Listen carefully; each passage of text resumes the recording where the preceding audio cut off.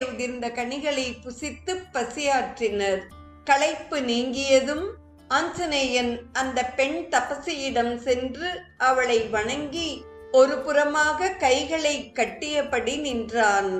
குழந்தாய், உங்களுடைய பசியும் தாகமும் தீர்ந்தனவா என்று அன்புடன் விசாரித்தாள் அவள்.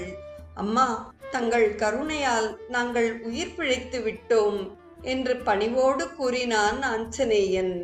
இன்னும் சிறிது காலம் ஓய்வு எடுத்துக் கொள்வதாக இருந்தாலும் இந்த சோலையில் எங்கு தங்கவும் அனுமதி தருகிறேன் என்றாள். அம்மா, தங்கள் அன்புக்கு எல்லை ஏது? ஆனால் எங்களுக்கு நேரம் இன்றியமையாததாக இருக்கிறது. இங்கிருந்து வெளியேற வழிகாட்ட வேண்டும் என்று ஆஞ்சநேயர் வேண்டினார். குழந்தாய், இப்போது சொல், நீங்கள் யார்? யாரும் நுழைய முடியாத இந்த தேசத்திற்குள் எவ்வாறு வந்து சேர்ந்தீர்கள் என்று கேட்டாள் அந்த தேவதை.